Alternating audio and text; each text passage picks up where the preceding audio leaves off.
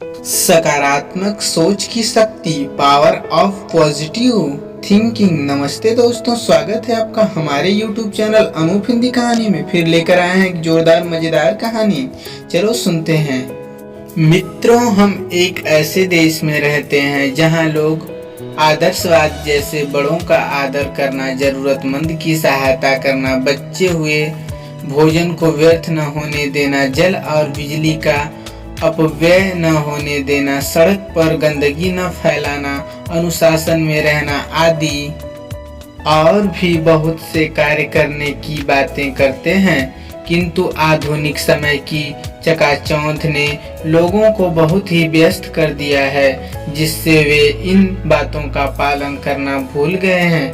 लोगों को लगता है कि उनके अकेले इन कर्मों को करने से क्या होगा, सिर्फ समय की बर्बादी और कुछ नहीं। वे सिर्फ एक ही कहावत को मानते हैं, अकेला चना भाड़ नहीं फोड़ सकता। किंतु यदि किसी एक व्यक्ति ने भी यह कोशिश की वह इन कामों को कर सकता है, तो यह कहावत भी सच हो सकती है कि बूंद बूंद से घट भरता है।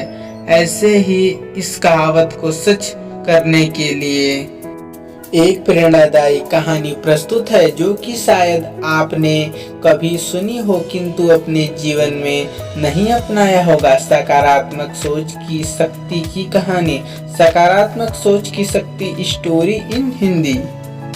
एक बार की बात है, एक बहुत ही दयावान आदमी था। वह हर रोज सुबह घर से काम के लिए निकलते हुए कुछ लोगों की मदद करता था।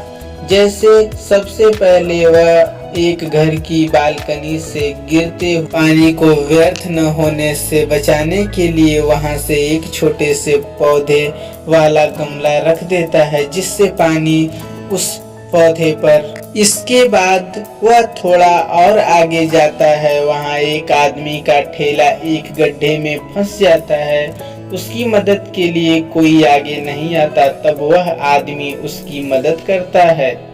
इसके बाद थोड़ा और आगे चलने पर एक बहुत ही गरीब लड़की जो पढ़ना चाहती है, वहां फुटपाथ पर बैठकर भीख मांगती है ताकि कुछ पैसे इकट्ठे हो सके और वह पढ़ाई कर सके। वह आदमी उसे रोज कुछ पैसे देता है।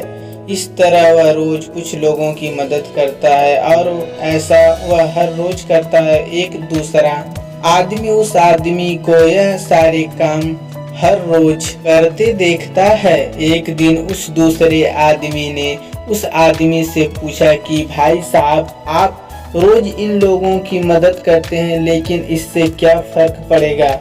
इससे केवल समय की बर्बादी होगी। तब वह आदमी उस दूसरे आदमी से कहता है कि इससे मुझे कोई फर्क नहीं पड़ता, इससे आपको भी कोई फर्क नहीं पड़ेगा और इससे इस दुनिया में भी किसी को कोई फर्क नहीं पड़ेगा। किंतु जो मैं करता हूँ वह मेरा फर्ज है। मैं सिर्फ अपना फर्ज निभा रहा हूँ और फर्ज निभाने में समय की बर्बादी नहीं होती। ऐसा कहकर वह वहाँ से चला जाता है। ऐसा करते करते कुछ दिन बीत जाते हैं। फिर एक दिन वह देखता है कि वह बालकनी के नीचे रखा हुआ पौधा बड़ा हो गया है। फिर थोड़ा आगे जाकर वह हर रोज की तरह उस ठेले वाले आदमी की मदद के लिए जाता है, तो देखता है कुछ और लोग उसकी मदद कर रहे हैं। फिर थोड़ा और आगे उस लड़की को पैसे देने के लिए जाता है, तो देखता है कि वह लड़की वहाँ नहीं है। वह उसका वहीं इंतजार करता है। थोड़ी देर बाद वह लड़की एक स्कूल की यूनिफॉर्म पहनकर उसके सामने आती है।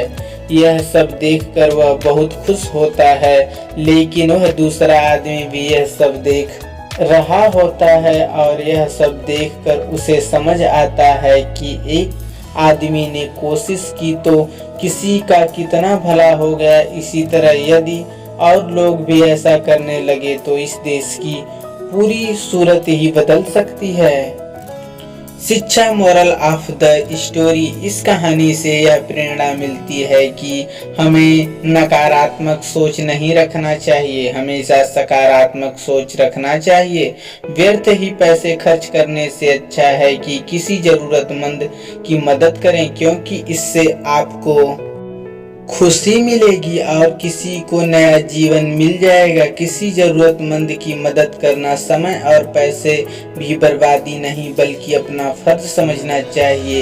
यह कभी नहीं सोचना चाहिए कि एक अकेले आदमी की कोशिश से क्या होगा। दोस्तों, यदि एक आदमी की कोशिश करे तो बहुत कुछ हो सकता है, इसलिए हमेशा कोशिश करते रहना चाहिए। ऐसे ही अन्य रोचक कहानियाँ पढ़ने के लिए प्रेरणादायक हिंदी कहानी संग्रह पर क्लिक करें और महाभारत रामायण कहानी पढ़ने के लिए भी क्लिक करें।